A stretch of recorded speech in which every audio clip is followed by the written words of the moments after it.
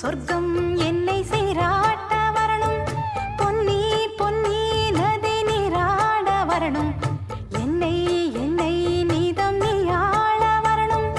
பெண் மனசு காணாத இந்திர ஜாலத்தை அள்ளித்தர தானாக வந்துவிடு, என்னுயிரை தீயாக்கும் மன்மத பாணத்தை கண்டு கொஞ்சம் காப்பாற்றி தந்துவிடு.